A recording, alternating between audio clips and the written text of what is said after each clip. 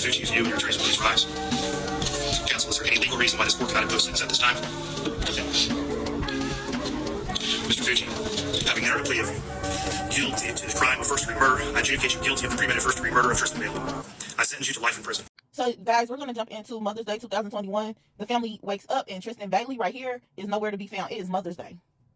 So, they do what they know to do. They call the popos. Because, Tristan, where are you at? And they discovered that Tristan leaves the house like 1 a.m, and she had been kicking it with Aiden Fucci down here.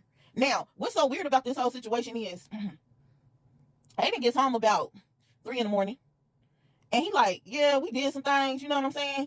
But she wasn't really trying to go home, so she goes and links up with her dealer. And after that, I don't really know. They looking at him like he's a little thrown off because he's very nonchalant. His hands is giving nervous, but his expressions is giving very nonchalant. So they don't really know what to say about the whole situation. All they know is they have a 13-year-old girl who is not where she needs to be, which is at home. He's 14 years old, so they're not reading too deep into the situation. They just know that he was the last person to see her. Okay? Now, what is so crazy about this situation, before they even could pursue the situation even further, they're getting calls and tags that he was in a police car, basically making a mockery of the whole situation. Like, what if she just walks out of somewhere and da-da-da-da-da? So, before they could even, take his phone to see what was going on, a runner who was out jogging basically stumbles across 13-year-old Tristan's corpse. And baby was done bad, real bad, like real bad.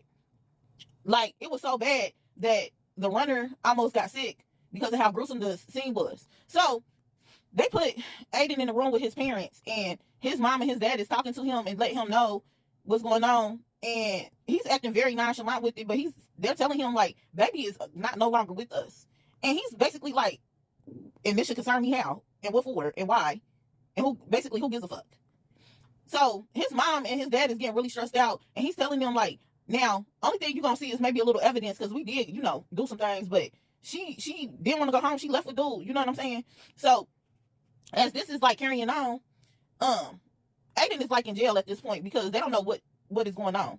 Now, as the evidence shifts and things like that, they catch his mom on camera, because they had cameras inside their home, basically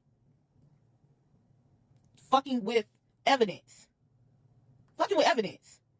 Because he was seen on Ring camera running barefoot with shoes in his hand. But before they even got to the scene, she like in there basically being a cleanup man. One thing she was gonna do was hold her son down, and it ends up getting her like 30 days in jail. But he did the whole cleanup. They got her locked up now. They got him locked up, and they're waiting for this whole thing to uncover.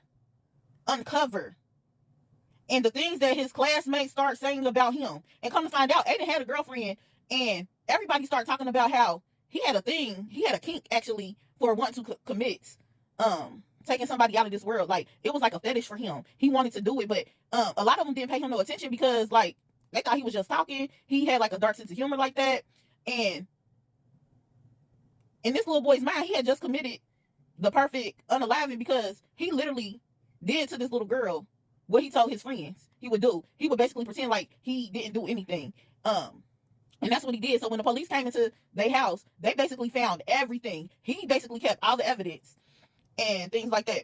Now, he stabbed her 114 times. 114 times. She had defensive wounds. She fought back. And the crazy thing that took me out was his family was still begging on his behalf, for them to go lenient on him.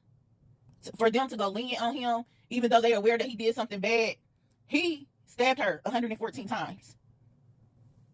He was seen at the sentencing, smiling. And honestly, it's because they told him he was a minor, so he would get off with unaliving. They wouldn't be able to unalive him. But his whole face cracked when they literally told him that he was getting 40 years. And mind you, they're going to be able to revisit this after 25 years. They can go in and see if he will be eligible for release, parole, whatever the case may be. This boy unalived this little boy, just because he could. He wanted to, and he felt nothing about it. He literally went home feeling happy with himself. And his people literally covered up for him and pleaded that he would be released and that the justice system would not take him away, even though he took this little girl away from his family. It's the fucking audacity. And I'm sorry if I'm all over the place, but this right here pissed me off. He was in trial smiling and laughing and carrying on, and her people had to see this. Justice for Tristan Bailey.